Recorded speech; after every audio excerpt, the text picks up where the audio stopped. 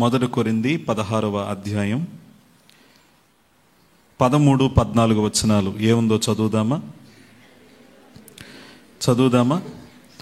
మెలకువగా ఉండుడి, విశ్వాసమందు నిలకడగా ఉండుడి, పౌరుషము గలవారై ఉండుడి, బలవంతులై ఉండుడి, మీరు చేయు కార్యములన్నీయు ప్రేమతో చేయండి. బలవంతులై ఉండుడి అనే విషయాన్ని మనం ధ్యానం చేద్దాం. చెప్పండి, ఏంటండి? ముందున్నవారు వెనుకున్నవారు చెప్పండి. పౌలు మనకి చెప్తున్న 4వ మాట ఏమిటి? బలవంతులై ఉండుడి. Be strong. బలవంతులై ఉండుడి. ఈరోజు బలవంతులై ఉండుడి అనే విషయాన్ని మనము ఆలోచన చేద్దాం. జాగ్రత్తగా నా మాటలు వినండి. ప్రియులారా, పౌలు ఇక్కడ మాట్లాడుతున్నది వినండి. పౌలు ఇక్కడ మాట్లాడుతున్నది శారీరక బలం గురించి కాదు, ఆధ్యాత్మిక బలం గురించి మాట్లాడుతున్నాడు. చెప్పండి, దేని గురించి? ఆధ్యాత్మికమైన బలం. సాధారణంగా ఇలా చెప్పుకోవాలంటే మనము శారీరకంగా బలహీనులమే, ఆధ్యాత్మికంగా కూడా బలహీనులమే. మనం శారీరకంగా బలహీనులమే, ఆధ్యాత్మికంగా బలహీనులమే. శారీరకంగా మనం బలవంతులమా బలహీనులమా అని ఆలోచన చేస్తే చాలా బలహీనులు మనం. ఎంత బలహీనులం అంటే, గట్టిగా ఎండ వస్తే ఎండకు తట్టుకోగలమా మనం? గట్టిగా వర్షంలో తడిస్తే మన శరీరం కుదురుగా ఉంటుందా? గట్టిగా చలేస్తే, ముఖ్యంగా శీతాకాలంలో మనం ఉన్నాం, చలేస్తే చలికి తట్టుకోగలమా? తట్టుకోలేం. పోనీ ఏదైనా ఒక్కొక్కటిగా మనం ఎక్కువగాని తినేసామంటే కొన్నిసార్లు ఇంజిన్ పాడవుద్దా లేదా? తర్వాత ప్రతి చిన్న దానికి పాడైపోయే శరీరం మంది. ఒక విధంగా చెప్పాలంటే దేవుడు ఆదామును సృజించినప్పుడు ఆదాముకిచ్చిన శరీరం, హవ్వముకిచ్చిన శరీరం ఈ శరీరమే. ఆదాము హవ్వ ఉండే టైంలో ఈ రోజు ఉన్నన్ని రోగాలప్పుడు అప్పుడు రోగాలే లేవు. కారణం ఏంటంటే అప్పుడు దేవుడు కలగజేసిన సృష్టి అది చక్కగా సృష్టించబడి, ప్రియులారా, ఆరోగ్యవంతమైన వాతావరణంలో ఆరోగ్యకరమైన పళ్ళు, ఆరోగ్యకరమైన పంట, ఆరోగ్యకరమైన ఫలాలు ఉండేవి. అవి తినే వారికి అనారోగ్యాలు వచ్చే అవకాశాలు చాలా తక్కువ. కానీ మనం వాతావరణాన్ని పాడు చేసాం. టెక్నాలజీ అన్నాం, అదన్నాం, ఇదన్నాం. వాతావరణం పాడైంది, ఆహారం పాడైంది. ఆహారం పాడైన ప్రియుల ప్రక్రియలో మన శరీరం కూడా పాడైంది. ఎంత పాడైపోయింది మన శరీరం అంటే, జాగ్రత్త వినండి, మన కంటికి కనిపించని చిన్న పురుగైన కరోనా వైరస్ కూడా 2 సంవత్సరాల నుంచి భయపడుతూ బిక్కుబిక్కుమంటూ బతికే వాళ్ళం మనం. అవునా? ఇప్పుడు కరోనా ఏమన్నా మనకు కనిపిస్తుందా? కనిపించట్లేదు. మైక్రోస్కోప్లో కూడా కనిపించదు. అది మైక్రోస్కోప్లో కూడా కనిపించట్లేదు. ఎంతో పరిశోధన చేసి డాక్టర్లు చూస్తే ఓకే ఇది కరోనా అని ఫస్ట్లో తెలిసింది. ఆ తర్వాత టెస్టింగ్ కిట్లు వచ్చినాయి, అవన్నీ వచ్చినాయి. అయితే వినండి, చిన్న కనబడిన వాటికి కూడా ప్రియులారా పాడైపోయే శరీరం మంది.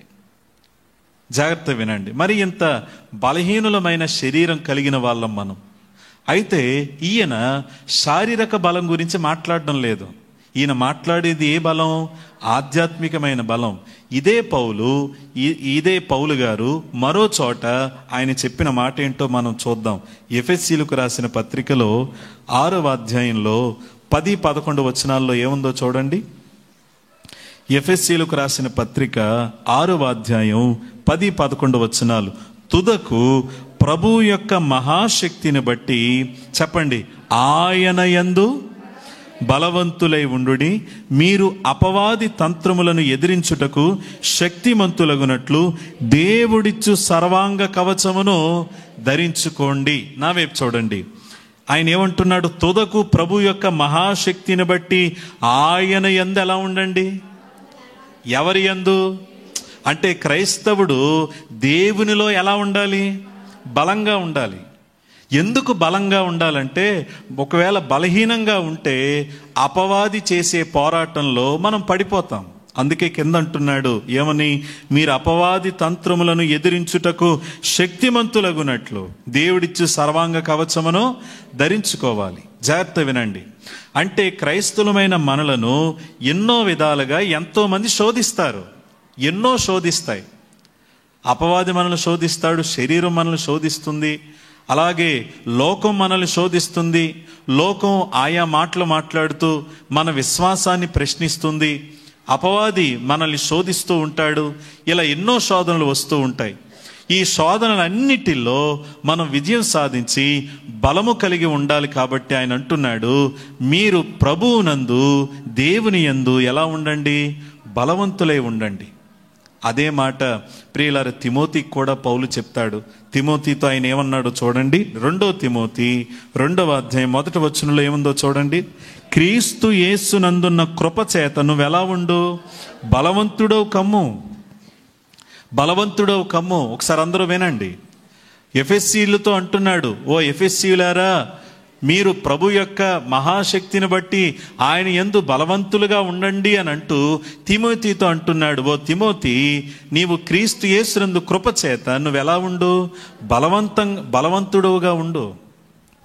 వినండి, అక్కడ బలవంతులుగా ఉండమని చెప్తూ కొరింథీ సంఘంలో బలవంతులుగా ఉండండి అంటున్నాడు. ఎఫెసీ సంఘంతో బలవంతులుగా ఉండండి అంటున్నాడు. తిమోతితో బలవంతులుగా ఉండండి అంటున్నాడు. కారణం ఏంటంటే, జాగ్రత్తగా వినండి, పౌలు పరిచర్యలో మనం ఒక ప్యాటర్న్ చూడొచ్చు. పౌలు పరిచర్యలో ఒక ప్యాటర్న్, ఒక క్రమం చూస్తాం. ఏంటా క్రమం అంటే, మొదటిగా పౌలు ఎవరు అంటే సువార్త చేసేవాడు. చెప్పండి, ఏం చేసేవాడు? సువార్త. ఆయన ఎక్కడికి వెళ్ళినా, ఏం చేసినా ముందు ఆయన, అది గ్రీసు దేశస్థులైనా, అన్యులైనా, యూదులైనా, సమరయులైనా, ఎవరు దగ్గరికి పౌలు వెళ్ళినా అతను ముందు సువార్త చేసేవాడు. సువార్త అంటే రక్షణ సువార్తను ప్రకటించేవాడు. ఒకసారి చూడండి కొన్ని రిఫరెన్సులు. అపోస్తుల కార్యాలు 20వ అధ్యాయం 20వ వచనం నేను చదువుతున్నాను. మరియు ప్రయోజనకరమైనది ఏదియో దాచుకొనక బహిరంగముగాను ఇంటింటను మీకు తెలియజేయుచు బోధించుచు దేవుని ఎదుట మారు మనసు పొంది మన ప్రభువైన యేసుక్రీస్తునందు విశ్వాసముంచవలనని యూదులకును గ్రీసు దేశస్థులకు ఎలాగూ సాక్ష్యమిచ్చుచుంటునో ఇదంతయు మీకు.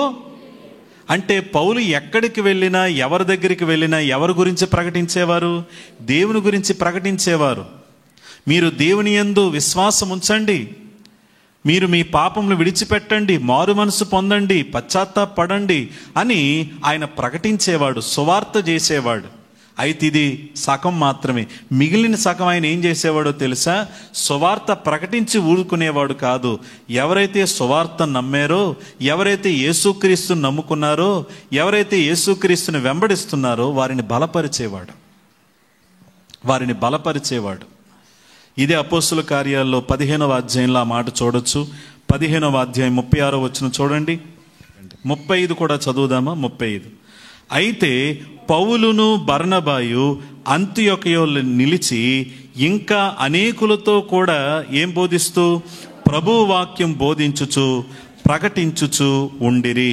కొన్ని దినములైన తరువాత ఏ పట్టణములలో ప్రభువు వాక్యము ప్రచురపరిచితమో ఆయా ప్రతి పట్టణములో ఉన్న సహోదరుల యొద్దకు ఏం చేద్దాం?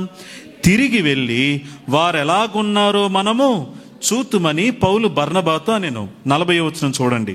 పౌలు శీలను ఏర్పరచుకొని సహోదరుల చేత ప్రభు కృపకు అప్పగింపబడిన వాడే బయలుదేరి సంఘములను స్థిరపరచుచు ఏం చేస్తున్నాడు? సంఘములను స్థిరపరచుచు సిరియా కిలికియా దేశముల ద్వారా సంచారము చేయుచుండెను. వినండి నా వైపు చూస్తూ.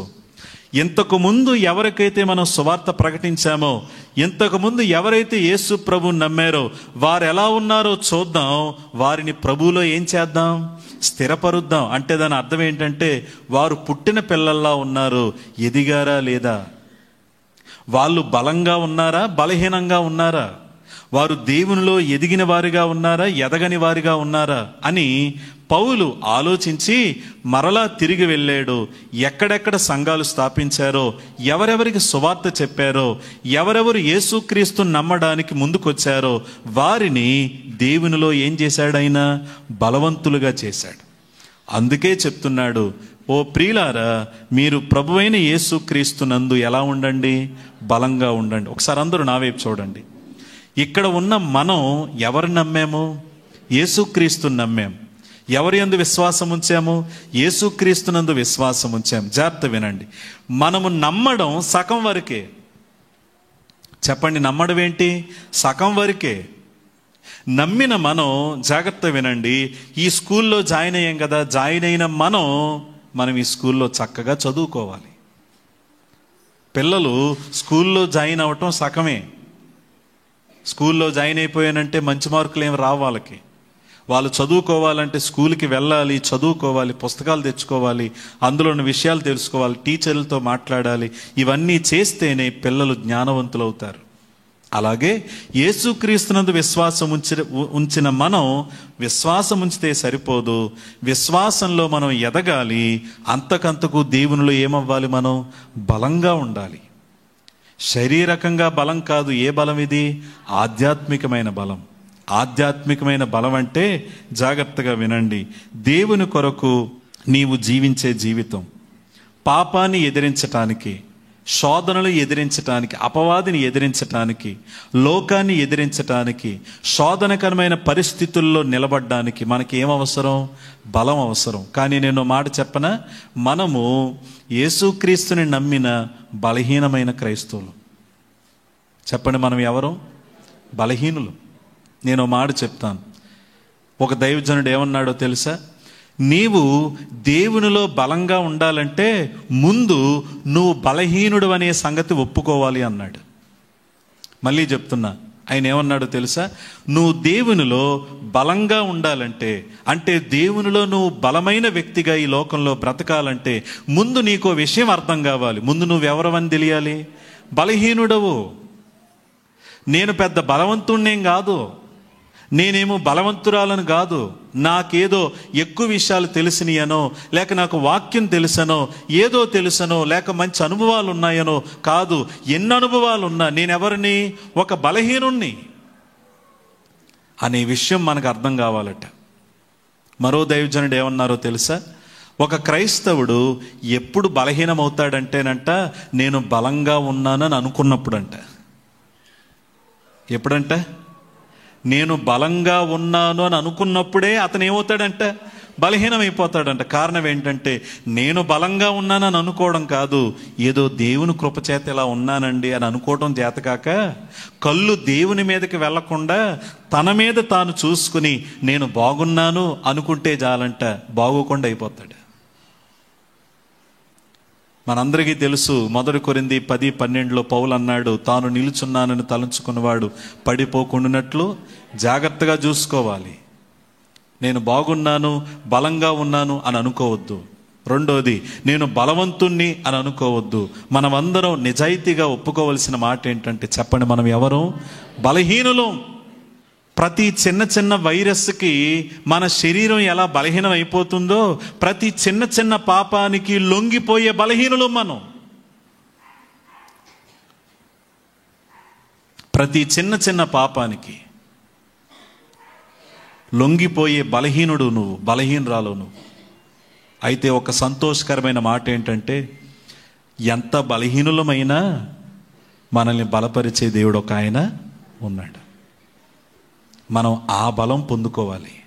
ఏ బలం అనంటే, దేవుని ద్వారా బలం పొందుకొని పాపాన్ని, అపవాదిని, శరీరమును, లోకాన్ని, ప్రియులారు దేవునికి విరోధమైన అన్నిటినీ మనం వ్యతిరేకించి, అన్ని శోధనలో మనం జయించి దేవుని కొరకు జీవించేవారిగా ఒక బలమైన క్రిస్టియన్లా మనం ఉండాలి. ఒక స్ట్రాంగెస్ట్ క్రిస్టియన్లా మనం ఉండాలి.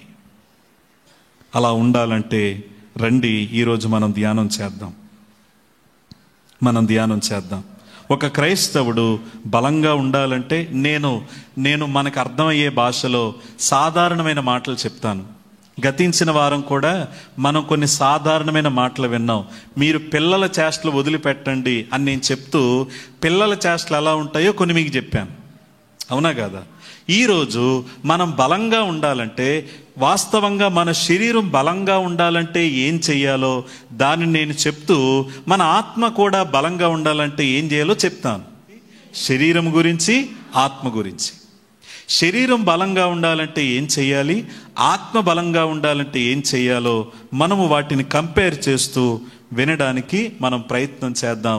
ఒక్కసారి నేను మిమ్మల్ని మాట అడుగుతున్నాను. ఇప్పుడు వరకు విన్న ఉపోద్ఘాతం విన్న తర్వాత మీకు ఒక విషయం అర్థం కావాలి. ఏంటా విషయం అంటే, ప్రభువా నేను బలహీనుణ్ణి. ప్రభువా నేను ఎవరిని? చిన్న చిన్న శోధనలకి లొంగిపోయే బలహీనుణ్ణి, చిన్న చిన్న సమస్యలకి కృంగిపోయే బలహీనుణ్ణి. ప్రభువా, చిన్న చిన్న సమస్యలకి నేను ఇంత నమ్మకంగా భక్తి చేస్తున్నా, ఎందుకు నా పరిస్థితులు ఇంకా ఎలా ఉన్నాయని అవిశ్వాసిగా ఆలోచించి అవిశ్వాసిని, చిన్న చిన్న పాపాలకు కూడా లొంగిపోయి ఒక బలహీనమైన క్రైస్తవుణ్ణి అనే విషయం ముందు మనకు అర్థం కావాలి. అర్థమైన మనం ఇప్పుడు ఒక మాట దేవుణ్ణి అడగాలి. ప్రభువా, నేను బలహీనున్నని, బలహీనురాలని నాకు అర్థమైంది. దేవా, నన్ను బలపరచవా? దేవా, నన్ను బలపరచు. నేను బలం పొందుకోవడానికి ఈరోజు నువ్వు నాతో మాట్లాడు అని మనం అందరం ఏం చేద్దాం? ప్రార్థన చేద్దాం. కళ్ళు మూయండి. చిన్న ప్రార్థన. ప్రేమ కలిగిన తండ్రి, మేము బలవంతులుగా ఉండడం మీ చిత్తమని మేము తెలుసుకుంటున్నాం. మేము ఆధ్యాత్మికమైన బలం పొందుకోవడం నీ చిత్తమని మేము తెలుసుకుంటున్నాం. మేము ఒప్పుకుంటున్నాం ప్రభువా, మేము బలహీనులమని. ప్రతి చిన్న చిన్న వాటికి లొంగిపోయే, పడిపోయే బలహీనులమైన క్రైస్తులమని మీ ముందు ఒప్పుకుంటున్నాం. మేమేమి బలవంతులం కాదు, అలా అనుకున్న క్షణాన్ని మేము బలహీనులం అయిపోతామని దేవా, మేము బలహీనులమని మీ ముందు ఒప్పుకుంటూ ఉండగా దేవా, ఆశతో అడుగుతున్నాం, మమ్మల్ని బలపరచవానైనా. ఈ లోకములో ఉన్న శోధనలను ఎదిరించటానికి అపవాదిని, లోకమును, శరీరమును, ప్రతి విధమైన శోధనలను ఎదిరిస్తూ నీ కొరకు స్థిరమైన క్రైస్తవుడికి, ఒక బలమైన క్రైస్తవులుగా మేము ఉండడానికి ప్రభువా మమ్మలను బలపరచండి. మాతో మీరు మాట్లాడండి దేవా, మా హృదయాలు మీరు తెరవండి. మేము ఒక్కొక్కటిగా మేము కొన్ని విషయాలు నేర్చుకుంటూ ఉండగా మమ్మలను బలపరిచి మహిమా ఘనత మీరే పొందమని యేసు నామంలో ప్రార్థిస్తున్నాను తండ్రి, ఆమేన్. ఒక వ్యక్తి బలంగా ఉండాలంటే, బలవంతుడిగా ఉండాలంటే ఏం చేయాలి అనంటే, మొదటి మాట చెప్తున్నాను. ఒక వ్యక్తి బలముగా ఉండాలంటే ముందు అతను ఏం చేయాలంటే మంచి భోజనం తినాలి. చెప్పండి, ఏం చేయాలి? మాట్లాడరేమ్మా. మంచి భోజనం పుష్టిగా తినాలి, మంచి ఆహారం పుష్టిగా తినాలి. అవునా కాదా? మన శరీరం బలంగా ఉండాలంటే ముందు మనం ఏం చేయాలి? మంచి ఆహారం తినాలి.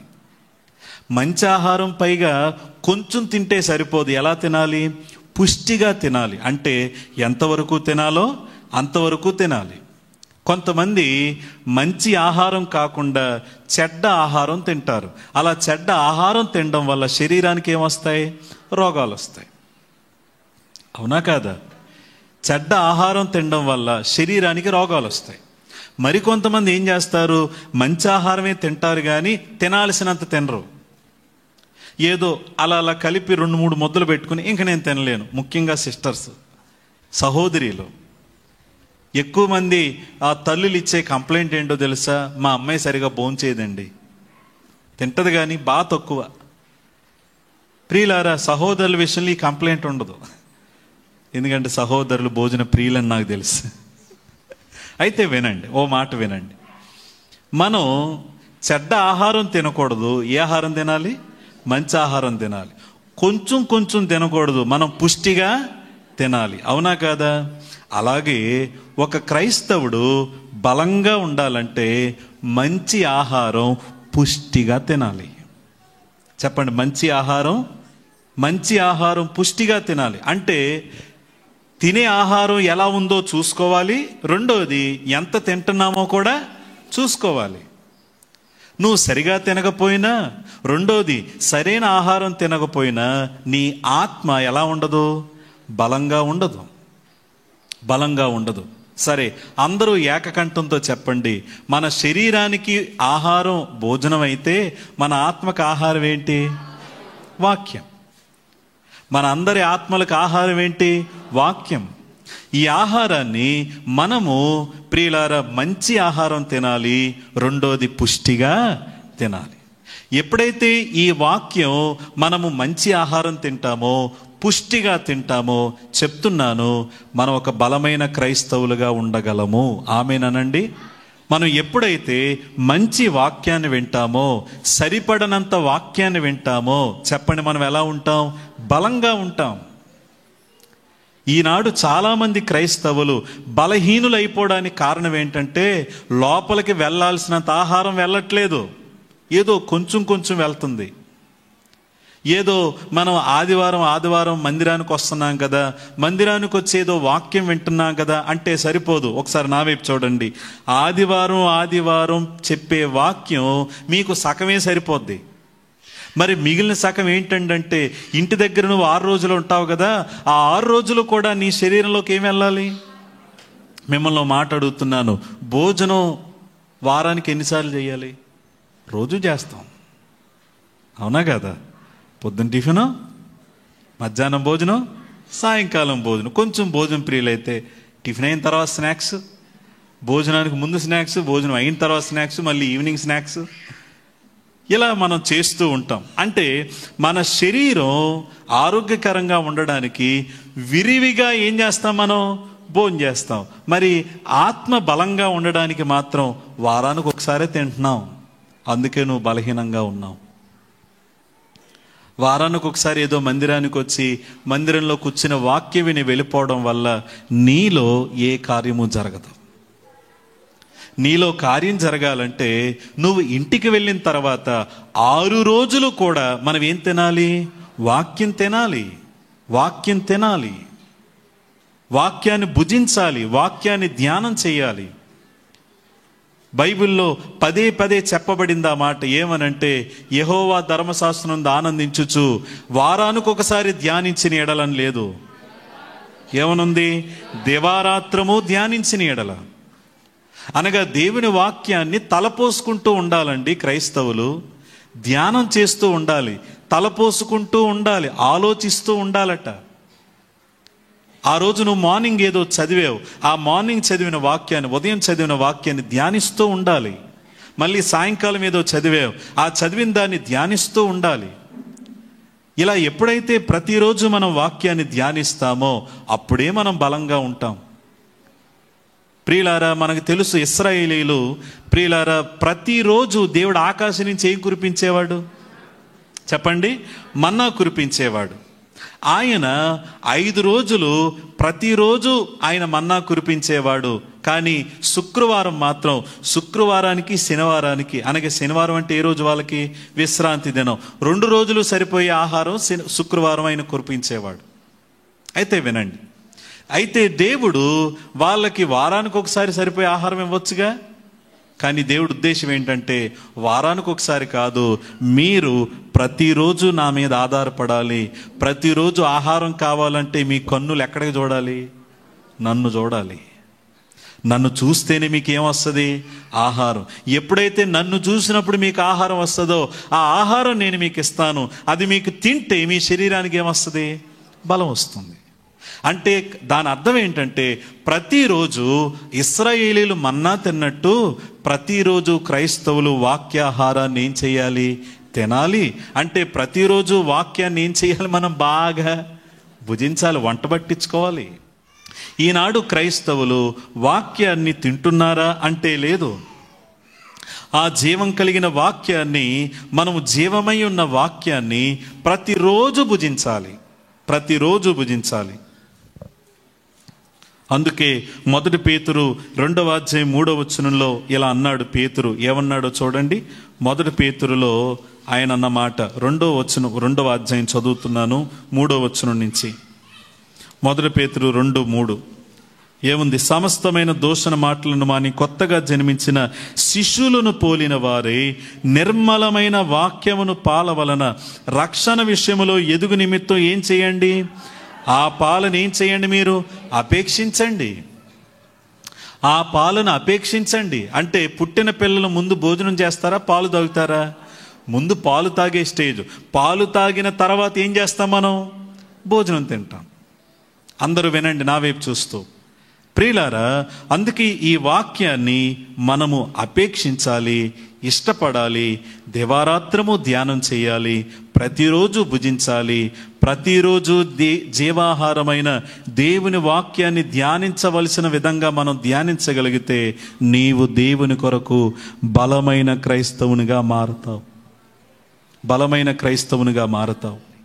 ఈనాడు మనం జీవాహారమైన వాక్యాన్ని అనుదినము తింటున్నామా, తినిపించుకుంటున్నామా? హలో, నా మాట మళ్ళీ వినండి. మనం జీవాహారమైన దేవుని వాక్యాన్ని అనుదినము తింటున్నామా, తినిపించుకుంటున్నామా? ఏంటి తినడానికి తినిపించుకోవడానికి అర్థం ఏంటి? తేడా ఏంటి? సరే వదిలేయండి. ఇప్పుడు రోజు అన్నం మనం తింటామా, తినిపించుకుంటామా? మనమే తింటాం. మనకు చేతులు ఉన్నాయిగా, మనకు చేతులు ఉన్నాయి, చక్కగా కలుపుకుంటాం, మనమే తింటాం. వాక్యాన్ని కూడా ఏం చేయాలి? మనమే తినాలి, తినిపించుకోకూడదు. ఏంటి తినడం తినిపించుకోవడం వేరు వేరేంటే, తినడం అంటే నువ్వు బైబిల్ చదవటం, నువ్వు ధ్యానం చేయటం.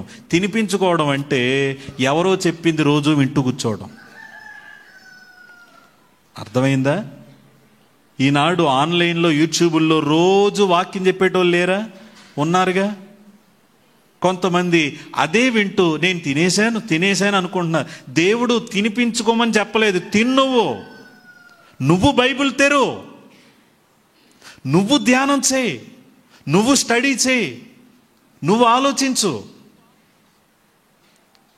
ఎంతసేపు ఎవరో ఏదో చెప్తారు, అది నేను వింటూ కూర్చుంటే నువ్వెప్పుడు తింటావు? మరి నీకెప్పుడు తినడం వస్తుంది? నేను మాట చెప్తున్నాను, 3 రకాల క్రైస్తవులు ఉంటారు. ఎవరంటే, మొదటి మాట తినిపించుకునే క్రైస్తవులు, 2 తినే క్రైస్తవులు, 3 ఇతరులకు తినిపించే క్రైస్తవులు. అంటే దాని అర్థం ఏంటంటే, కొంతమంది క్రైస్తవులు ఎప్పుడు ఏదోటి వింటూనే ఉంటారు. ఏదోటి వింటూనే ఉంటారు. అది సత్యమా అసత్యమా, అది నిజమా అబద్ధమా, అతను సత్య సేవకుడా అసత్య సేవకుడా తెలీదు, వినేయడమే. కానీ జాగ్రత్త వినండి, వాళ్ళు సత్యమైన వారా అసత్యమైన వారో విశ్వాసులైన మీకు తెలియకపోయినా సేవకుడినైనా నాకు తెలుస్తుంది.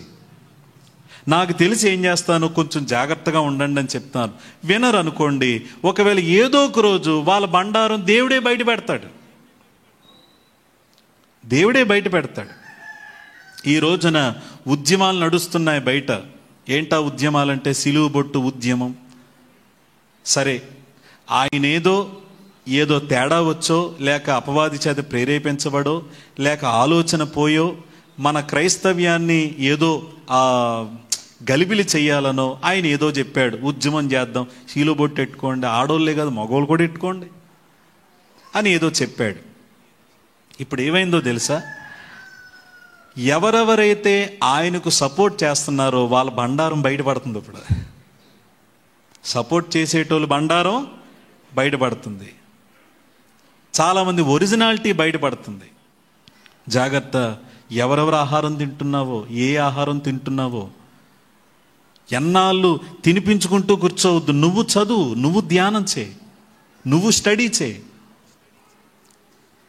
నువ్వు స్టడీ చేసినప్పుడు ఖచ్చితంగా దేవుడు నీతో స్పష్టంగా మాట్లాడతాడు. దేవుడు నీకు ఆ వివేచన ఇస్తాడు, దేవుడు నీకు ఆలోచన ఇస్తాడు. ఎవరి మీద ద్వేషం ఉండదు నాకు, నేను ప్రేమిస్తాను. కానీ మీకు చెప్తున్నాను, ఏ ఆహారం తింటున్నారో కొంచెం జాగ్రత్తగా తినండి. తినొద్దని నేను అనడం లేదు, తినిపించుకోవద్దని నేను అనడం లేదు. కానీ తినేటప్పుడు అది ఎలా ఉందో ఆలోచించండి. నేను మాట చెప్తాను, వాక్యాన్ని నువ్వు తినడం నువ్వు ప్రారంభిస్తే, ఎవరైనా తినిపించినప్పుడు అది మంచిదో చెడ్డదో కూడా నీకు తెలుస్తుంది. అందుకే దేవుడు యెహోషువతో మాట అన్నాడు. చూడండి, దేవుడు యెహోషువతో అన్న మాట ఏంటో. యెహోషువ గ్రంథము 1వ అధ్యాయము చూడండి, 7వ వచనం చదువుతున్నాను. అయితే నీవు నిబ్బరము కలిగి జాగ్రత్త పడి బహుధైర్యముగా ఉండి, నా సేవకుడైన మోషే నీకు ఆజ్ఞాపించిన ధర్మశాస్త్రమంతటి చొప్పున చెయ్యవలెను. నీవు నడుచు ప్రతి మార్గమును చక్కగా ప్రవర్తించున్నట్లు నీవు దాని నుండి కుడికి గాని ఎడమకు గాని తొలగిపోకూడదు. ఈ ధర్మశాస్త్ర గ్రంథమును నీవు బోధింపక తప్పిపోకూడదు. దానిలో వ్రాయబడిన వాటన్నిటి ప్రకారం చేయుటకు నీవు జాగ్రత్త పడినట్లు. చూడండి, దివారాత్రము దానించిన ఎడల నీ మార్గమును వర్ధిల్ల చేసుకుని చక్కగా ప్రవర్తించదవు. నేను నీకు ఆజ్ఞ ఇచ్చి ఉన్నాను కదా. నిబ్బరము కలిగి ధైర్యముగా ఉండుము, దిగులు పడకము, జడియకుము. నీవు నడుచు మార్గమంతటిలో నీ దేవుడైన యెహోవా నీకు తోడై ఉండును. చదువుతుంటే ఎంత బాగుందండి, అసలు ఈ చదువుతుంటే ఎంత బాగుందండి. మోషే మరణించాడు. మోషే మరణించిన తర్వాత మోషే ప్లేస్లోనికి యెహోషువ వచ్చాడు. ఆ యెహోషువ వచ్చిన తర్వాత ప్రియులారా వినండి, ఆయన ప్రజలను చూశాడు, ఆయన బాధ్యతనేంటో చూశాడు. ఆ బాధ్యతను చూసి వీళ్ళని ఎలా నడిపించాలి, మా నాయకుడైన మోషే గారిని ఎంతో ఏడిపించేశారు, నేనెలా నడిపించగలను, నేనెలా శత్రువులను ఎదిరించగలను, నేను ముందుకు ఎలా వెళ్ళగలను అని ఆలోచించినప్పుడు దేవుడు అంటున్నాడు, అదేమీ వద్దు బాబు, నీవు నిబ్బరము కలిగి ఎలా ఉండు, ధైర్యంగా ఉండు. ఇంగ్లీష్ బైబిల్లో ఏమనుందో తెలుసా? Be strong. దాని అర్థం ఏంటంటే బలంగా ఉండు. ఎందుకంత భయపడతావు? బలంగా ఉండు. ఆ బలంగా నువ్వు ఉండాలంటే ఏం చేయాలో తెలుసా? దేవుని వాక్యాన్ని ఏం చేయాలి? దివారాత్రము ధ్యానించు. ఎప్పుడైతే నువ్వు దివారాత్రము ధ్యానిస్తావో, ఈ వాక్య ప్రకారం నువ్వు జీవిస్తావో, వాక్యాన్ని అనుగుణంగా నడుస్తావో, నువ్వేం పొందుకుంటావు బాబు? నేను చెప్పిన మాట, దేవుడు చెప్తున్న మాట. Be strong. ఎప్పుడు బీ స్ట్రాంగ్ అవుతావు? నువ్వు దేవుని వాక్యాన్ని చదివినప్పుడు, ధ్యానించినప్పుడు, దేవుని వాక్యాన్ని భుజించినప్పుడు. ఇర్మియా అంటాడు, దేవా నీ వాక్యము నాకు దొరకగా నేను దాన్ని భుజించాను అంటాడు. నేను దాన్ని ఏం చేశాను?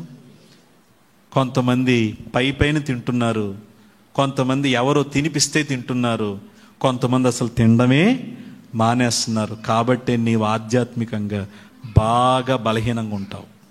కాబట్టి ఒక వ్యక్తి బలంగా ఉండాలంటే చెప్పండి, మంచి ఆహారం ఎలా తినాలి? పుష్టిగా. అంటే తినేది ఆహారం మంచి తినాలి, పుష్టిగా తినాలి. నేను త్వరగా ముందుకు వెళ్ళిపోతున్నాను. రెండోది ఒక వ్యక్తి బలంగా ఉండాలంటే రెండో మాట చెప్తున్నాను, మంచి గాలి పీల్చుకోవాలి. చెప్పండి, ఏం చేయాలి? ఎందుకు గాలి పీల్చుకోవాలన్నానంటే జాగ్రత్తగా వినండి. గాలి పీల్చుకోకపోతే మనిషి బతుకుంటాడా? నువ్వు గాలి పీల్చుకోకుండా ఓన్లీ నేను అన్నం తింటాను, మంచినీళ్ళు తాగుతానని ఎంత తాగు, ఎంత తినో, అదంతా నువ్వు చేయడానికి ఉండాలంటే ముందు నీకేముండాలి? గాలి ఉండాలి. మనం ఊపిరితిత్తుల ద్వారా గాలి పీల్చుకున్నప్పుడే, ఆ గాలి తీసుకున్నప్పుడే మనము తినే ఆహారం అరుగుతుంది, తినే ఆహారం వంటబడుతుంది. మనం ఏది చేయాలన్నా ఏముండాలి? గాలి పీల్చుకోవాలి. గాలి విలువేంటో మనకు తెలియట్లేదా? 2 సంవత్సరాల నుంచి తెలియట్లేదా? ఇంతకుముందు ఎన్నడూ ఎరగనంతగా గాలి గురించి, స్వచ్ఛమైన గాలి పీల్చాలి.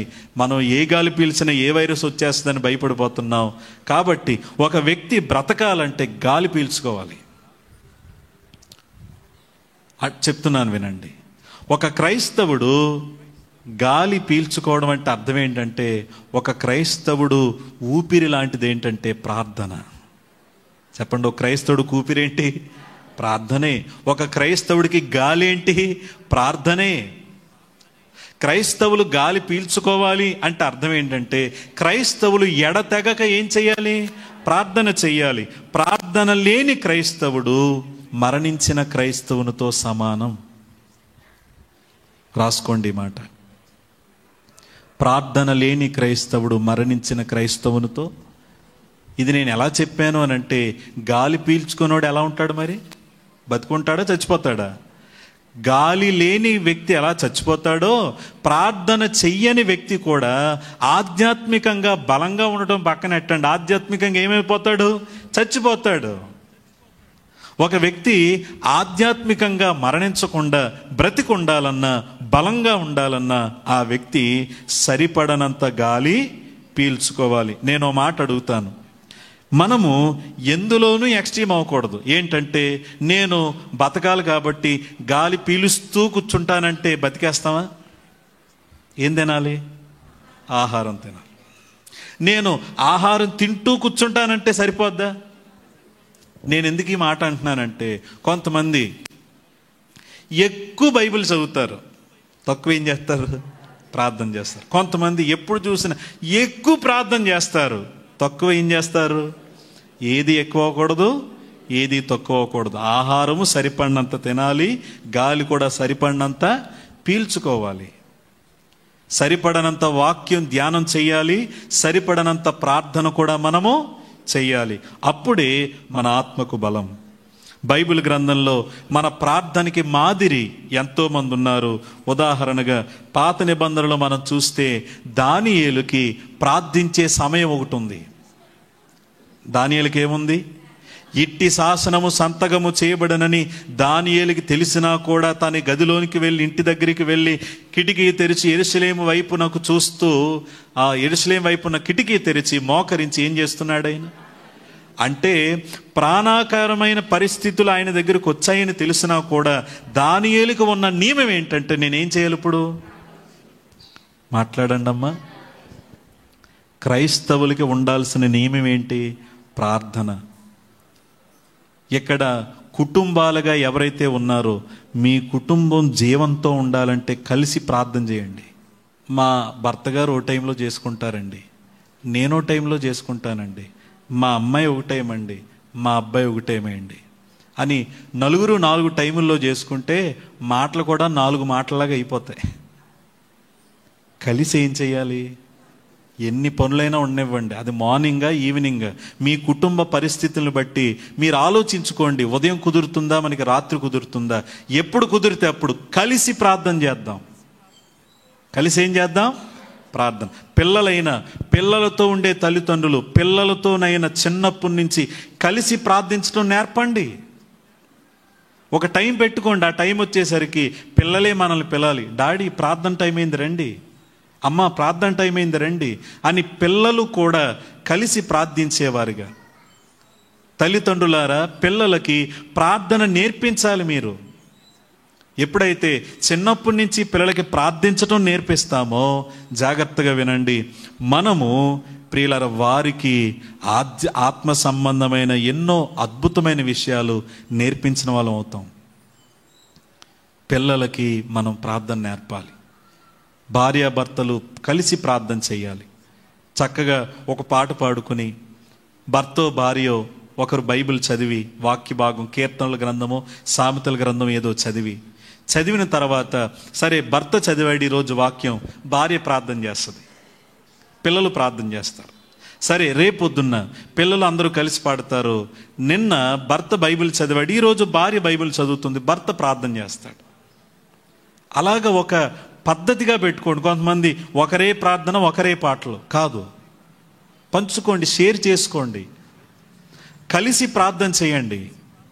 ఎప్పుడైతే ఒక ఇంటిలో ప్రార్థన ఉంటుందో, భార్యాభర్తల మధ్య ప్రార్థన ఉంటుందో, కుటుంబంలో ప్రార్థన ఉంటుందో, ఆ కుటుంబంలో జీవం ఉంటుంది. ఏముంటుంది? ఈరోజు కుటుంబాల్లో జీవం ఎందుకు ఉండట్లేదు? ప్రార్థన చేయరండి. కలిసి సినిమా చూడండి రా అంటే చూస్తారా? కలిసి సీరియల్ చూడండి రా అంటే చూస్తారా? కలిసి పెళ్ళిళ్ళకి వెళ్ళండిరా, పేరెంటాలకు వెళ్ళండిరా అంటే వెళ్తారా? కానీ ప్రార్థన చేయరా? దాని అర్థం ఏంటో తెలుసా? మీరు ప్రార్థన చేయకూడదని మీకంటే ఎవరు ఎక్కువ ఆశిస్తున్నారంటే సాతాను ఆశిస్తున్నాడు. అందుకే మీకు ప్రార్థించే మనసు రాకుండా చేస్తాడు. ఫ్యామిలీ కలిసి సరదాగా బయటికి వెళ్దాం, భలే వెళ్ళిపోతారు. సరదాగా మనం ఆ ఫంక్షన్కి రేపు వెళ్ళొచ్చు కదా, వద్దు 3 రోజులు ముందే వెళ్దాం, వెళ్ళిపోదాం. ఏదో కొత్త సినిమా వచ్చిందంటే చూసేద్దాం, కొత్త సీరియల్ ఏదో ఇనపరేకులన్నీ అయిపోయినాయి కదా, సీరియల్ పేర్లు నాకు తెలియవు. నేను అప్పుడెప్పుడో టాక్ ఏంటంటే మొగల రేకులని, చక్రవాకమని, ఎండమవులని ఏవేవో ఉండి, పిన్ని అని, వదినని, కోళ్ళని, ఇప్పుడు పేర్లు నాకేం తెలియవు. వచ్చిందంటే కలిసి చూసేద్దాం. కారణం ఏంటంటే అవన్నీ కలిసి చూసేలాగా అపవాది ప్రయత్నం చేస్తాడు, కానీ కలిసి ప్రార్థన చేయటం వాడికి ఇష్టం లేదు. ఇక్కడ ఒక మాట నా వైపు చూస్తూ వినండి. ఇక్కడ ఎవరైనా భార్యాభర్తలు ఉంటే, నేను మీకు మాట చెప్తున్నాను, ఒకవేళ పిల్లలున్నా చెప్తున్నాను, మీ భార్యాభర్తలుగా ఒకవేళ మీ భర్త గారు మీ భార్య ఒకవేళ ఇతర దేశంలో ఉంటే, లేక వేరే ఊరిలో ఉంటే, ఒక టైం పెట్టుకుని, ఏమండి మీకు అవకాశం దొరికినప్పుడు మీరు ఫోన్ చేయండి. ఫోన్లో మనం ఏం చేద్దాం? ఫోన్లో ఏం చేద్దాం? ప్రార్థన చేద్దాం. ఎవ్రీడే ప్రతిరోజు మాట్లాడుకుంటారు. ఏమండి ఎలా ఉన్నారు, ఈ అమ్మాయి ఎలా ఉన్నావు, భోజనం చేసావా, పని నుంచి వచ్చేసారా లేదా, అక్కడ పరిస్థితి ఎలా ఉంది, ఇవన్నీ మాట్లాడుకుంటాం. కానీ ఏం చెయ్యం మనం? చెప్పండి, ప్రార్థన చెయ్యం. ఇతర దేశంలో ఉన్న వాళ్ళకైనా ఫోన్ చేసి మీరు పలకరించుకుంటాం అయిపోయిన తర్వాత లేక దానికి ముందో కలిసి, ఏమండి ఈరోజు మీరు చేయండి, రేపొద్దున నేను చేస్తాను, ఈరోజు నేను చేస్తాను, రేపొద్దున మీరు చేయండి, మీ పిల్లలున్నా ఇంకో నేను ప్రార్థన చేస్తాను అని మీరు చేసే ప్రార్థన అక్కడున్న మీ భర్తకైనా మీ పిల్లలకైనా మీ భార్యకైనా దేవుడు మీకు వారికి తోడుగా ఉండే విధంగా మీ ప్రార్థన వారికి సహాయం చేస్తుంది. ఎందుకంటే మొన్న సండే స్కూల్లో ఒక చిన్న మాట చెప్పారు. ఏమనంటే పిల్లలకి చెప్పారట టీచర్, ఏమనంటే మీరు ఇంటికి వెళ్ళిన తర్వాత మీ డాడీ దగ్గరికి వెళ్ళి డాడీ ఐ లవ్ యూ అని చెప్పండి. పిల్లలు మనం నాన్నగారితో చెప్పాలి ఆయన మనం ప్రేమిస్తున్నామని. అంటే ఓ పాప వచ్చి అందంట, మరి నేను ఎలా చెప్పనా అన్నయ్య అంటే, ఎందుకంటే మా డాడీ ఎక్కడ ఉంటారు, బయట ఉంటారు కదా, మరి ఆయనకి నేను ఐ లవ్ యూ అని ఎలా చెప్పాలి? నేను నిన్ను ప్రేమిస్తున్నాను డాడీ, నేను ప్రేమిస్తున్నాను మమ్మీ. కొన్ని పరిస్థితులను బట్టి కుటుంబాలను బట్టి ఇతర దేశాల్లో ఉండొచ్చు, కానీ ప్రార్థన చేయండి, కలిసి చేయండి. కలిసి చేసే కుటుంబాలలో ఉండే ప్రార్థన జీవం కలిగి ఉంటుందనే విషయాన్ని మర్చిపోకండి. దానియేలుకి ప్రార్థనా నియమం ఉంది. ప్రియులారా, రాజైన దావీదుకి ప్రార్థనా నియమం ఉంది, ప్రార్థనా సమయం ఉంది. అపోస్తుడైన పౌలుకి ప్రార్థనా సమయం ఉంది. బైబిల్లో అపోస్తుడైన పౌలుకి చాలామంది పెట్టిన పేరు ఏంటంటే, పౌలు ఎవరంటే is the man of prayer అన్నారు, ప్రార్థించే వ్యక్తి. పేతురుకి ఉంది. అన్నిటికంటే ముఖ్యంగా మన ప్రభువైన యేసుక్రీస్తు ఈ లోకంలో సాటి మనుషులతో కలిసి మనిషిగా జీవించిన యేసుక్రీస్తు తండ్రితో సహవాసం చేస్తూ ఆయన ఉన్నాడు. కాబట్టి 2 మాటలు చెప్పాను. బలంగా ఉండాలంటే మంచి ఆహారం ఎలా తిందాము? పుష్టిగా తిందాం. అంటే దాని అర్థం ఏంటి? ప్రతిరోజు చక్కగా వాక్యం చదువుదాము, కొంచెం కొంచెం కాదు, సరిపడినంత చదువుదాం. 2వది, బలంగా ఉండాలంటే మంచి గాలి పీల్చుకుందాం. అంటే మనము కలిసి వ్యక్తిగతంగాను కుటుంబంగాను ఏం చేద్దాము? ప్రార్థన చేద్దాం. మళ్ళీ చెప్తున్నాను, మీరు ప్రార్థన చేయటం సాతానికి ఇష్టం లేదు. చెప్పండి ఆ మాట ఏంటి? అందరు కలిసి చెప్పండి. మనం ప్రార్థన చేయటం ఎవరికి ఇష్టం లేదు? గుర్తుపెట్టుకోండి. మీరు ప్రార్థన చెయ్యట్లేదు అంటే, చేయలేకపోతున్నారంటే దాని వెనకాల ఎవరో మిమ్మల్ని ప్రోత్సహిస్తున్నారని అర్థం. మిమ్మల్ని కూల్ చేయాలని, మీ కుటుంబాన్ని పాడు చేయాలని అపవాది ప్రేరేపిస్తాడు. అందుకే మీ భర్త గారితోనైనా పిల్లలతోనైనా ఏదన్నా అనండి, కానీ ప్రార్థన చేద్దామని పిలండి, వాళ్ళ ఫేస్ మారిపోద్ది. దాని వెనకాల ఉండేది అపవాది, గుర్తుపెట్టుకోండి. 2 మాటలు వచ్చాయి. 3వ మాట చెప్తున్నాను. ఒక వ్యక్తి బలంగా ఉండాలంటే మంచి ఆహారం పుష్టిగా తినాలి, మంచి గాలిని పీల్చుకుంటూ ఉండాలి. 3వ మాట ఏంటంటే మంచి వ్యాయామం చెయ్యాలి. చెప్పండి, ఏం చేయాలి? వ్యాయామం అంటే ఎక్సర్సైజ్ అంటారు. మనం మంచి ఆహారం తింటూ గాలి పీల్చుకుంటూ అలా తింటూనే ఉంటూ ఏ పని చేయకుండా ఒకే చోట ఉన్నాం అనుకోండి, ఆహారం ఏం చేస్తుంది? మనల్ని బాగు చేస్తుందా, పాడు చేస్తుందా? అందుకే అంటారు కదా, తిన్న తర్వాత 4 అడుగులు వేయండిరా, అరుగుద్దు. కొంచెం తింటే సరిపోదు, తిన్నది ఏమవ్వాలి? అరగాలి. అరగాలంటే మనం కొంత వ్యాయామం, అంటే నడిస్తే సరిపోదు. కొంతమంది మన తెలుగు రాష్ట్రాల్లో ఇది ఉండదనుకోండి, కొన్ని ఫారెన్ కంట్రీస్లో అర్బన్ ఏరియాస్లో చాలామంది ఎక్సర్సైజ్ చేస్తారు. మార్నింగ్ వాకింగ్ చేయడమో లేక లైట్గా పుషప్స్ చేయటమో ఇలా ఎక్సర్సైజ్ చేస్తారు. కారణం ఏంటంటే వాళ్ళ శరీరం బండబారిపోకుండా లేక శరీరం అనారోగ్యం రాకుండా వాళ్ళు ఎక్సర్సైజ్ చేస్తూ ఉంటారు, వ్యాయామం చేస్తూ ఉంటారు. క్రైస్తవులు కూడా ఏం చేయాలి? మనం వ్యాయామం చెయ్యాలి, శారీరకంగాను వ్యాయామం చెయ్యాలి. మనం తింటూ కూర్చుంటే కుదరదు, వ్యాయామం కూడా చెయ్యాలి. కొన్నిసార్లు మనం తినడం మానేయాలి కూడాను. మన శరీరం గురించి చెప్తున్నాను, ఆత్మ గురించి కాదు. మన శరీరం బాగుపడాలంటే తినడం మానేయటం కూడా మంచిదే, వారానికి ఓ రోజు. అయితే వినండి, ఏంటి వ్యాయామం? క్రైస్తవులు వ్యాయామం చెయ్యాలి. ఎక్సర్సైజ్ చేయాలి. అంటే దాని అర్థం ఏంటంటే మనం బైబిల్ చదువుతూ కూర్చోవటం కాదు, కానీ ప్రార్థన చేసుకుంటూ కూర్చోవడం కాదు, కానీ ఈ బైబిల్ చదువుతూ ప్రార్థన చేస్తూ ఏవైతే మనం నేర్చుకున్నామో వాటిని మనం అనుసరణలో పెట్టడానికి ఎక్సర్సైజ్ చేయాలి. అంటే నువ్వు నేర్చుకున్న విషయాలు ఇతరులకు ఉపయోగపడేలాగా నీ అంతట నువ్వు ఎవరో ఒకరికి ఏదో ఒక విధంగా దేవుని గురించిన సంగతులు నేర్పించడానికి నువ్వు పని చేయాలి. క్రైస్తవులు పని చేయాలి, కష్టపడాలి. ఏంటి క్రైస్తవులు చేయాల్సిన పనులు? క్రైస్తవులు చేయాల్సిన వ్యాయామ పనులు ఏంటి? జాగ్రత్తగా వినండి. నీవు ప్రార్థన చేస్తూ వాక్యం చదువుతూ ఎన్నో విషయాలు దేవుని నుంచి తెలుసుకుంటూ, అది నువ్వు తెలుసుకుంటే సరిపోదు, ఆ తెలుసుకున్న విషయాలను తెలియని వారికి చెప్పడానికి నీ అంతట నువ్వు ప్రయత్నమో చెయ్యాలి. నిజం చెప్పండి, ఒకసారి వినండి, నా వైపు చూస్తూ నిజం చెప్పండి. లోక సంబంధమైన విషయాలు మాట్లాడడానికి మన దగ్గర మాటలు ఉంటాయి, కానీ దేవుని గురించి మాట్లాడడానికి నిజం చెప్పండి, నీకు మాటలు వస్తాయా? రాజకీయం గురించి మాట్లాడమంటే మాట్లాడతావా లేదా? మాట్లాడతావు కదా, చేట భారతం అంతా. ఆయన మంచోడండి, ఈయన మంచోడండి, ఈడు చెడ్డోడండి, ఆడు చెడ్డోడండి, ఆడు అలా చేశాడండి, ఇలా చేశాడు, వచ్చేసారి ఈడు వస్తాడండి, ఆడొస్తాడండి, మొత్తం మాట్లాడేస్తావు. నీకు తెలిసిన విషయాలు సీఎంకి కూడా తెలియదేమో, అన్ని మాట్లాడతావు. సినిమాల గురించి మాట్లాడవా? సినిమా నాలెడ్జ్ ఉంటుంది కొంతమందికి, సినిమాల గురించి మాట్లాడతారు. నిజంగా మూవీ ఉంది, అందులో ఒక సెంటిమెంట్ సీన్ ఉంది చూడు, ఏడవకుండా ఉండలేమనుకో, అందులో ఎంత బాగుందో, మంచి మెసేజ్ కూడా ఉంది ఆ సినిమాలో. మూవీల గురించి మాట్లాడతావు. లేక మీ పిల్లలు మంచి ఉద్యోగం వస్తే ఉద్యోగం వచ్చిందని అదని ఇదని ఎన్నో మాట్లాడతాం. కానీ ఏంటోనండి మన క్షమించండి, ఏంటో మనకున్న మాయరోగం ఏంటో, దేవుని గురించి మాట్లాడటానికి మాటలు పడిపోతాయి, మనకి భయం వేస్తుంది, మొహమాటం. నేనేమంటా వాళ్ళు ఏమంటారో, నేనంటాను. లేదు, మనకి మొహమాటం ఉండాల్సిన అవసరం లేదు.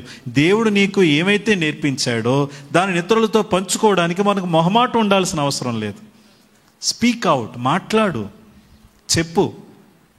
చెప్పు అంటే అందరి దగ్గరికి వెళ్ళిపోయి అవసరం ఉన్నా లేకపోయినా, సమయం ఉన్నా కాకపోయినా, వాళ్ళు వినేవాళ్ళగా ఉన్నా వినలేకుండా ఉన్నా, ఇదిగో నేను నీకు విషయం చెప్పాలి, యేసుప్రభువే నిజమైన దేవుడు, మీరు నమ్మిన వాళ్ళు అసలు దేవుళ్ళే కాదు, అది ఇదని అన్నావా, నువ్వు వాళ్ళని పాడు చేస్తున్నావు.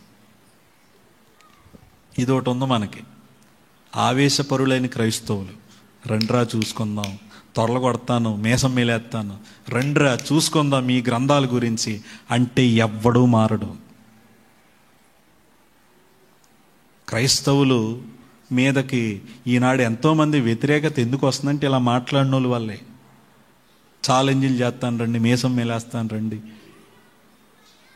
నా యేసుప్రభు కోసం చెప్తాను రండి, మీరెంత ఎలాంటి వాళ్ళు నమ్ముకున్నారు చెప్తాను రండి అంటే ఎవ్వడూ మారడు.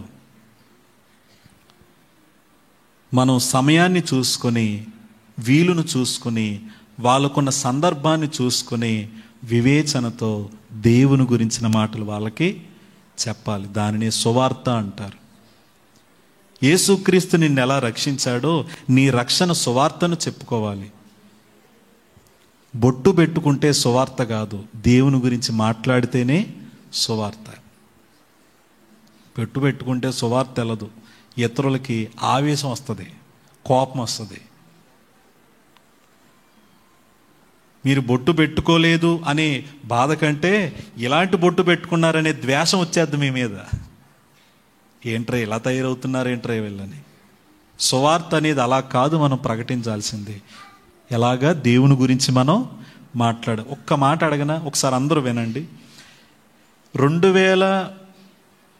2000 సంవత్సరాల క్రితం వచ్చిన యేసుక్రీస్తు సువార్త ఈనాడు ప్రపంచమంతా వెళ్ళింది అంటే వాళ్ళు కూర్చున్నారా లేక మాట్లాడారా?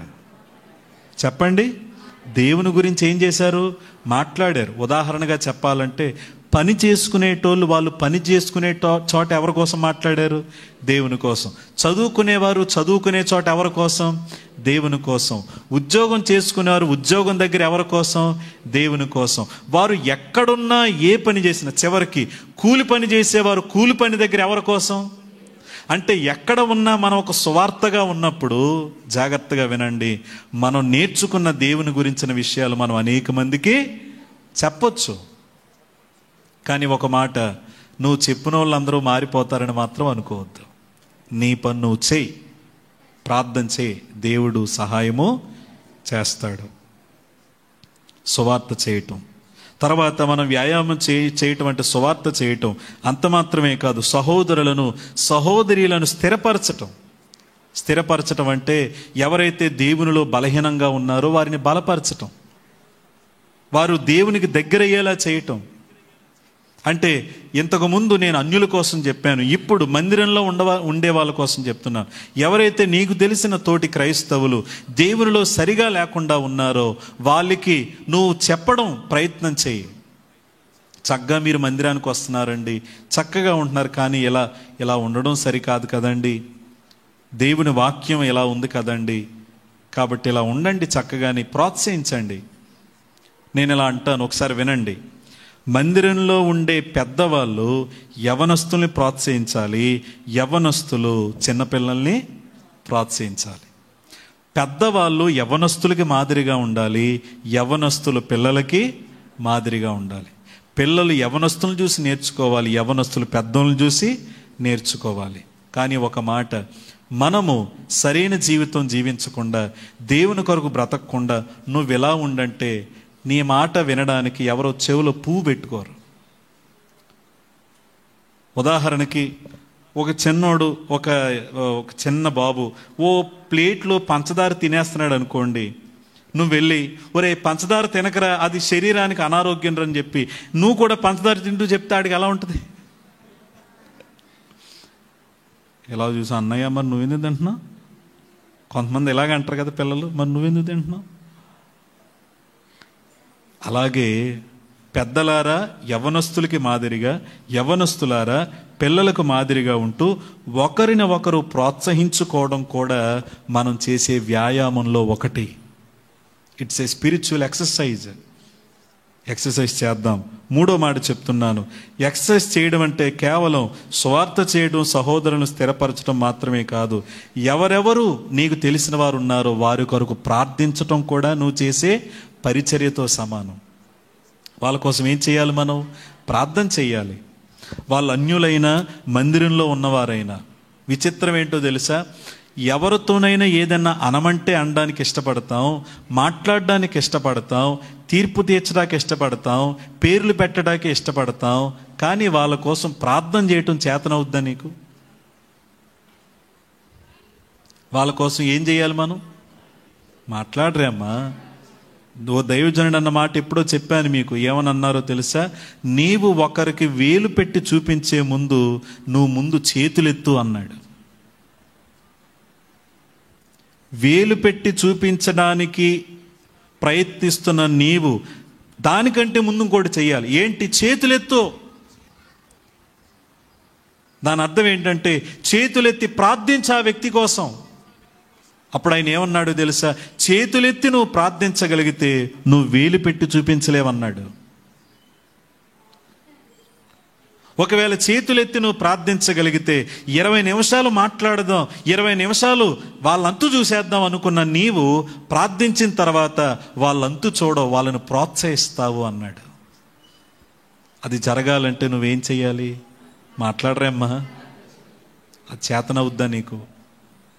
మందిరంలో ఉన్న వాళ్ళ కోసం, మందిరం బయట ఉన్న వాళ్ళ కోసం ప్రార్థన చేద్దాం. ప్రార్థన చేసినప్పుడు దేవుడు కార్యం చేస్తాడు. తర్వాత మనం ఆధ్యాత్మిక వ్యాయామం చెయ్యాలి అని అంటే ప్రియులారా, మరొక మాట చెప్తున్నాను, మనము కేవలం సువార్త చేయడం మాత్రమే కాదు, సహోదరులను స్థిరపరచడం మాత్రమే కాదు, ప్రార్థన చేయటం మాత్రమే కాదు, మనం మందిరంలో పరిచర్య కూడా చెయ్యాలి, పని చెయ్యాలి. ఇంటి దగ్గర రోజు మనం ఏం చేసుకుంటాం? మాట్లాడరేమ్మా.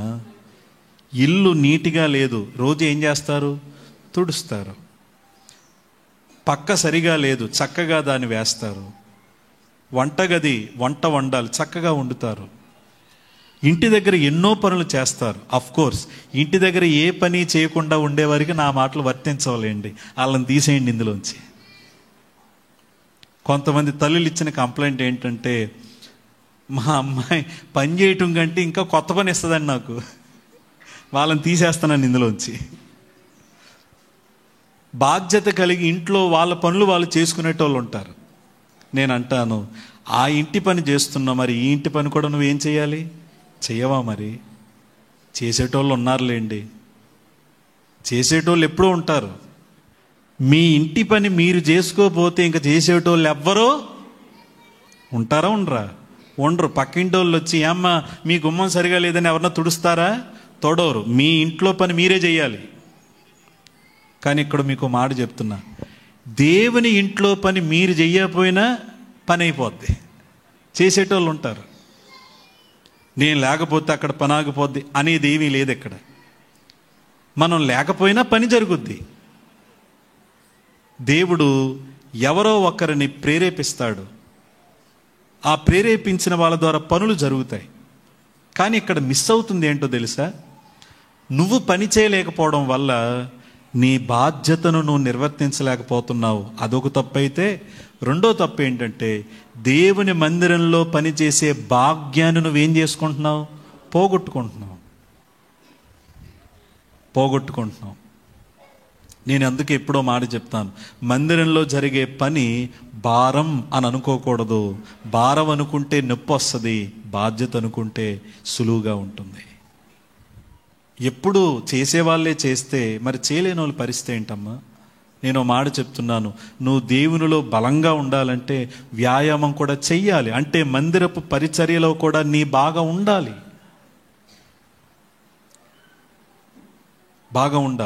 అది మీరు వివాహం అయిన వాళ్ళైనా వివాహం కాని వాళ్ళైనా. పెళ్ళి అయిపోయారని పెద్దోళ్ళు అయిపోరండి. ఒకవేళ పెళ్ళి అయితే మనకి ఇంకా బాధ్యతలు పెరగాలి మందిరంలో. జాగ్రత్తగా వినండి, మన బాధ్యతలు పెరగాలి, ఇంకా పని చేయాలి. మందిరంలో నేను చేయాల్సింది ఏమన్నా ఉందా అని మనం ఎప్పటికప్పుడు ప్రయత్నం చేస్తూ ఉండాలి. యవనస్తుల మీటింగ్ తర్వాత ఇంకా కొన్ని కూడికలు ఉంటాయి. ఆ కూడికల్లో మనం చేయాల్సింది మనం చేయటాన్ని ఏమంటారంటే ఆధ్యాత్మిక ఎక్సర్సైజ్ అంటారు. కానీ ఓ మాట చెప్తున్నాను, ఎక్సర్సైజ్ కూడా ఎక్కువైపోకూడదు. ఎక్కువ ఎక్సర్సైజ్ అయినా ప్రమాదమే. పునీత్ కుమార్ అనే ఒక వ్యక్తి, కన్నడ యాక్టర్ అనుకుంటా, చనిపోయాడు. ఎలా చనిపోయాడు? అతను ఎక్సర్సైజ్ చేస్తూ చనిపోయాడు. కారణం ఏంటంటే అథ్లెట్స్ చేయాల్సిన ఎక్సర్సైజ్, అథ్లెట్స్ అంటే పరుగు పందెల్లో ఉండేవారు, క్రికెట్ ఆడేవాళ్ళు, ఆటలాడేవారు చేయాల్సిన ఎక్సర్సైజు ఈయన అంత కష్టపడ్డ కానీ ఎక్కువ ఎక్సర్సైజ్ చేయడం వలన ఆ ప్రెషర్ ఎక్కువైపోయి ఆయన ప్రాణం పోయింది. నేను ఇది ఎందుకు చెప్తున్నానంటే మనము పరిచర్యలో ఎక్కువగా ఉన్నా కూడా ప్రమాదమే. కొంతమంది పరిచర్య చేయమంటే చేస్తారు. ఒకవేళ ఎవరికైనా ఫోన్ చేసి నా తమ్ముడు రారా చిన్న పని ఉందంటే ఖచ్చితంగా వస్తారు, రానోళ్ళు ఎవరు ఉండరు. కానీ తమ్ముడు రారా మనం ప్రార్థన చేద్దామంటే అమ్మో ప్రార్థన పని ఉందన్నయ్య. అందుకే చెప్తున్నాను, జాగ్రత్త వినండి. 3 మాటలు చెప్పాను. బలంగా ఉండాలంటే ఏం చేయాలి? మంచి ఆహారం పుష్టిగా తినాలి. ఏం చేయాలి? గాలి పీల్చాలి. 3వది వ్యాయామం చెయ్యాలి. 4వ మాట చెప్పి నేను ముగిస్తున్నాను. 4వ మాట ఏంటంటే విశ్రాంతి తీసుకోవాలి. చెప్పండి, ఏం తీసుకోవాలి? విశ్రాంతి, రెస్ట్. మనిషికి విశ్రాంతి ఉండాలి. మనిషి, దేవుడు ఏం చేశాడు? 6 రోజులు ఆయన మనుషులకు పని చేయడానికి ఆయన దేవుడు దినాలు నియమించాడు. కానీ 7వ రోజు ఏమన్నాడు ఆయన? విశ్రాంతి అన్నాడు. పాత నిబంధనలు అయితే 7వ రోజు విశ్రాంతి, కొత్త నిబంధనలు అయితే ప్రభు దినం విశ్రాంతి. దాన్ని ఏమంటారు? సండే, ఆదివారం. శనివారం 7వ రోజు అయితే సండే ఏ రోజు? మొదటి రోజు. ఈ మొదటి రోజు మనం ఎవరికి ఇవ్వాలి?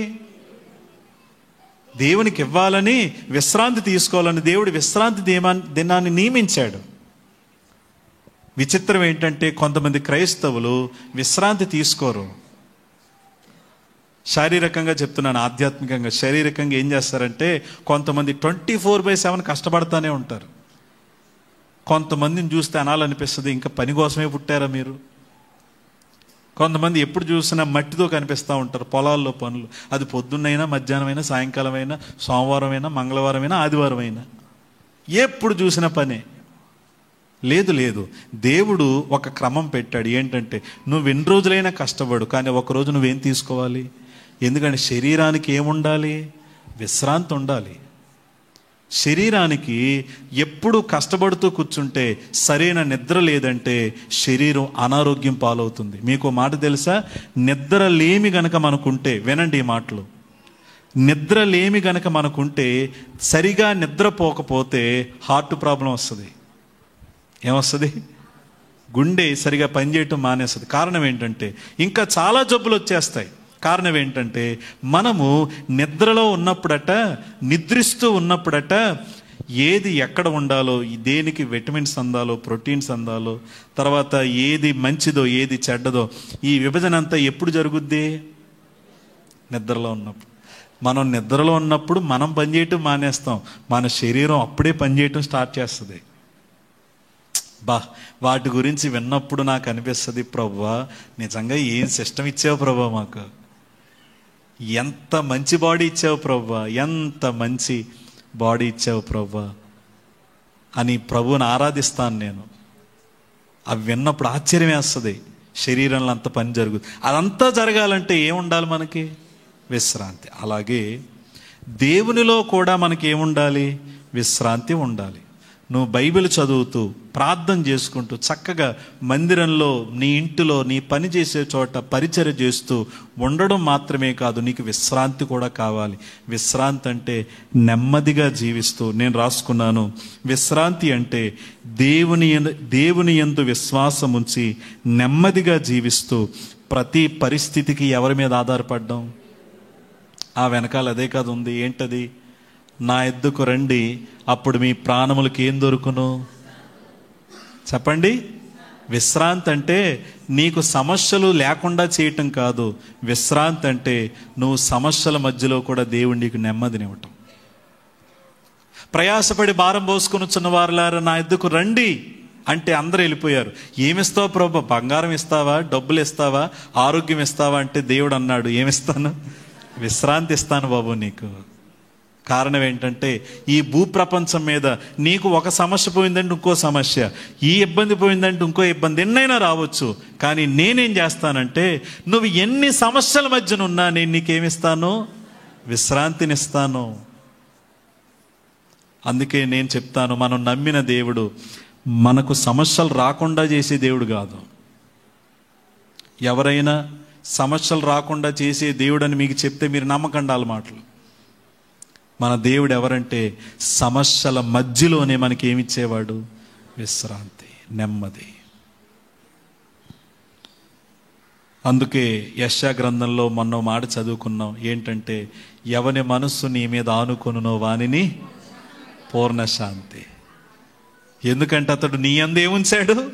విశ్వాసం ఉంచాడు. ప్రభువా నీ యందు విశ్వాసం ఉంచాడు గనక అతను సమస్యలేం పోలేదు. కానీ ఆ సమస్యల మధ్యలో పూర్ణ శాంతి గలవానిగా అతను ఏం చేశావు? నువ్వు కాపాడావు. విశ్రాంతి ఉందా మనకి? మనం ఎలాంటి వాళ్ళం అంటే, రేపేం జరుగుద్దో, ఎల్లుండి ఏం జరుగుద్దో, వచ్చే సంవత్సరం ఏం జరుగుద్దో, ఇలా అయితే అలా ఎలా అయిపోద్దో ఆలోచించడం తప్పని నేను అండల్లా. కొంతమంది ఎక్కువ ఆలోచించేస్తారు. నేను ఓ మాట అంటాను, ఎన్ని ఆలోచనలు వచ్చినా ఆ ఆలోచనల ముందు ఎవరు ఆమోదించాలి? చెప్పండి అమ్మా. దేవుడు కదా ఆమోదించాల్సింది. దేవుడు ఆమోదించకుండా నువ్వు ఎన్ని ఆలోచించేసినా అది ఎందుకు? నీ ప్రయత్నం నువ్వు చెయ్యి, నువ్వు కష్టపడు. నువ్వు ఈ లోకంలో ఎంత కష్టపడగలవో అంతా కష్టపడు. కానీ మిగిలింది ఎవరికి అప్పగించు? దేవునికి అప్పగించు. రెస్ట్ తీసుకో అంటే నెమ్మదిగా ఉండు, ఆలోచించొద్దు. రేపుడు గురించి ఆలోచించటం వలన నీకు వచ్చేదేమన్నా ఉందా?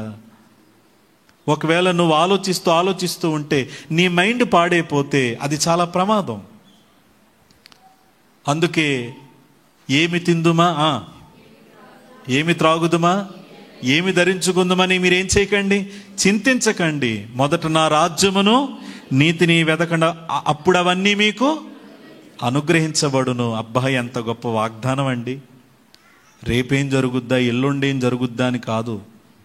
రేపు నేను ఎలా దేవుని కోసం బ్రతకాలా, ఎల్లుండి ఎలా బ్రతకాలా, వచ్చే సంవత్సరం ఎలా బ్రతకాలి, ఇప్పుడు నేనేం చదువుతున్నా, వచ్చే సంవత్సరం ఏ బుక్ నేను స్టడీ చేయాలి, నేను ఎవరికి సువార్త చెప్పాలి, ఎవరికి దేవుని కోసం చెప్పాలి, నేను ఎవరి కోసం ప్రార్థన చేయాలి, ఇవండి మనం ఆలోచించాల్సింది. అవన్నీ ఆలోచించడం మానేసి ఏదేదో ఆలోచిస్తూ కూర్చుంటే మనకున్న విశ్రాంతి కూడా ఏమవుద్ది. అందుకే దేవుడు చెప్పాడు, విశ్రాంతినిస్తాను. పౌలు భక్తుడు అన్నాడు, దేనిని గురించి చింతించకండి కానీ ప్రతి విషయమందు ప్రార్థన విజ్ఞాపనల చేత మీ విన్నపనులు కృతజ్ఞతాపూర్వకంగా దేవునికి తెలియజేయండి. అప్పుడు దేవుడు మీ హృదయములకును తలంపులకును ఆయన అద్భుతమైన సమాధానాన్ని కావలిగా ఉంచుతాడు.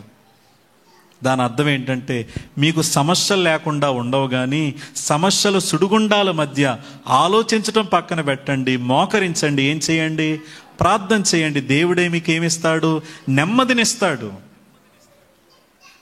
నెమ్మదినిస్తాడు. విశ్రాంతిగా ఉందాం. ప్రియులారా, నేను ఒక మాట చెప్తున్నాను, చిన్న ఉదాహరణ చెప్తున్నాను, వినండి. ఇది చెప్పి నేను ప్రార్థన చేస్తాను. ఒక కాంట్రాస్ట్ చెప్తున్నాను, వ్యతిరేకంగా ఉన్న పరిస్థితి చెప్తాను. బలంగా క్రైస్తవుడు ఉంటే ఎలా ఉంటుందో చెప్తున్నాను, వినండి. బబులోను అనే సామ్రాజ్యం అంటే ఇప్పుడు మనకు అమెరికా ఎలాగో అప్పుడు బబులోను అలాగా పెద్ద సామ్రాజ్యం, బలమైన రాజు, చాలామందిని మట్టు పెట్టించిన రాజు. కానీ వినండి, అతని పేరు నెబుకద్నెజరు. అతను అనుకున్నాడు, నేను ఒక విగ్రహాన్ని నిలబెట్టి నేను విగ్రహానికి మొక్కాలి, సంగీతం వాయించబడేటప్పుడు విగ్రహానికి మొక్కాలి, ఎవరైనా విగ్రహానికి మొక్కకపోతే వాళ్ళని అగ్నిగుండంలో వేస్తానన్నాడు. ఈ నియమం తెలిసినా కూడా షడ్రకు మేషకు అబేద్నెగో ఏం చేయలేదు, విగ్రహానికి మొక్కలేదు. అయితే రాజుగారి కోపం వచ్చింది. రండ్రా, ఎవరు వాళ్ళు నా దగ్గరికి తీసుకురండి అంటే ఆ ముగ్గురు నిలబడ్డారు. అప్పుడు వాళ్ళు ఇచ్చిన సమాధానం ఏంటో తెలుసా, రాజా నీకు ప్రత్యుత్తరం ఇవ్వాలని నన్ను చింత మాకు. అంటే వాళ్ళకి ఏం లేదు చెప్పండి, చింత లేదు. అమ్మో ఏమైపోద్దో, ఏమవుద్ది, ఏమవదు. ముగ్గురిని తీసుకెళ్ళి ఏదో చికెన్ ఫ్రై వేసినప్పుడు ఏదో వేసినప్పుడు నూనెలో వేపుతారు కదా, అలా మంటలో వేస్తారు అంతే. చిన్నదా పెద్దదా సమస్య, మాట్లాడండి. నీకొచ్చిన సమస్యకి వాళ్ళకొచ్చిన సమస్యకి ఒక్కసారి పక్కన పెట్టుకోండి. ఇక్కడ మిమ్మల్ని మాట అడుగుతున్నాను, నాకు సమస్యలు ఉన్నాయండి అన్నవారు ఒకసారి చేయెత్తండి. నేను ఎత్తాను, నాకున్నాయి సమస్యలు, మీకున్నాయా? ఉంటే చేతులు ఎత్తండి. సరిగా మనందరికి ఏమున్నాయి, చిన్నవి కావచ్చు, పెద్దవి, తీరేవి కావచ్చు, తీరనివి కావచ్చు. అవి తీరితే మనకి లాభం రావచ్చు, తీరకపోతే ఏం రావచ్చు, నష్టం రావచ్చు. సరే, ఒక మాట, మనకొచ్చిన సమస్య, షడ్రకు మేషకు అబేద్నెగోకు వచ్చిన సమస్య పక్కన పెడదాం ఒకసారి. ఏది పెద్దది చెప్పండి, మోగబోయారు మీరు. ఏది పెద్దది? రాజుగారికి సరిగ్గా సమాధానం చెప్పకపోతే వాళ్ళకు వచ్చేదేంటి, చావు. మామూలు చావు కాదు. పైగా అగ్నిలో కాలటం అంటే మామూలు చావు కాదండి. నీటిలో పడి చావటం వేరు, తుపాకీతో కాల్చేస్తే వేరు, కత్తితో పేక్కోసేస్తే వేరు. ఆ నొప్పి కొంతసేపే ఉంటుంది, కాలడం అలా కాదు. చాలాసేపు భయంకరమైన బాధను అనుభవిస్తూ ఏమవ్వాలి. అగ్గితో ఆటలాడితే ఎలా ఉంటుందో మనకి తెలిసే తెలీదా? పైగా బైబిల్లో ఉంది, షడ్రకు మేషకు అబేద్నెగోని పడేయటానికి ఎన్నోళ్ళు చచ్చిపోయారంట, బయట ఉన్నోళ్ళు చచ్చారు. అంటే ఎంత భయంకరమైన పరిస్థితి చూడండి. అయితే అలాంటి పరిస్థితి ముందు వాళ్ళు ఏమంటున్నారో తెలుసా, నీకు ప్రత్యుత్తరం ఇవ్వాలన్న చింత మాకు ఏ టెన్షన్ లేదు. ఏంటండి వాళ్ళ ధైర్యం, ఏమండోయ్, ఏంటండి వాళ్ళ ధైర్యం? చింత మాకు లేదు. కారణం ఏంటో తెలుసా, మేము సేవించుచున్న దేవుడు మండుచున్న వేడుము గల అగ్నిగుండంలో నుంచి విడిపించుటకు సమర్థుడు. అది ఇలా చింత లేకపోవడం. వీళ్ళ చింత లేకపోవడానికి రీజన్ ఏంటి? మా దేవుడు ఉన్నాడు మాకు. మా దేవుడు ఎలాంటోడో తెలుసా? అగ్ని లాంటి శ్రమల్లో సైతం ఆయన మమ్మల్ని విడిపించే దేవుడు. వాళ్ళు అక్కడతో ఆగిపోలేదు. రాజా, ఒకవేళ విడిపించకపోయినను, ఒకవేళ రక్షించకపోయినను అంటే దాని అర్థం ఏంటంటే అవిశ్వాసం కాదు. రక్షించకపోయినా అంటే మా దేవుడు సార్వభౌముడండి, ఆయన మమ్మల్ని రక్షించాలంటే రక్షిస్తాడు. ఒకవేళ మేము చనిపోయి పరలోకం వెళ్ళాలంటే మేము చనిపోయేలా చేస్తాడు. ఏదైనా ఎవరి చిత్తం? దేవుని చిత్తం. మాకు చింత లేదండి అంటే దాని అర్థం ఏంటి? మా సమస్య తీరినా దేవునికి స్తోత్రం, తీరకపోయినా బిగ్గరగా చెప్పండి, తీరకపోయినా దేవునికి స్తోత్రం. మాకు మాత్రం ఏం లేదు, చింత లేదు, చింత లేదు. నిజంగా ఓ మాట అడుగుతున్నాను, మన కళ్ళుతో చూద్దాం.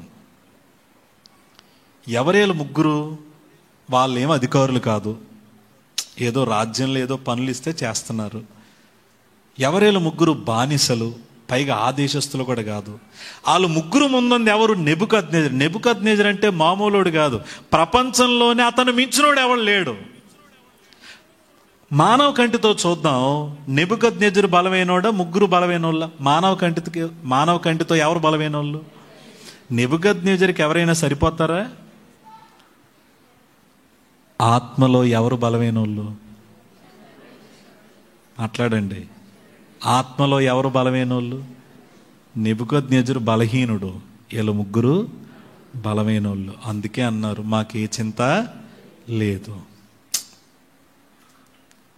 దేవుడు సరే మిమ్మల్ని రక్షించడం నా చిత్తం, నేను మిమ్మల్ని రక్షిస్తానని అగ్నిగుండం మధ్యకి ఎవరు వచ్చారట? మీకు చిన్న మాట, అగ్నిగుండంలోకి వెళ్లకుండా చేయలేదు దేవుడు, అగ్నిగుండంలోకి వెళ్ళనిచ్చాడు.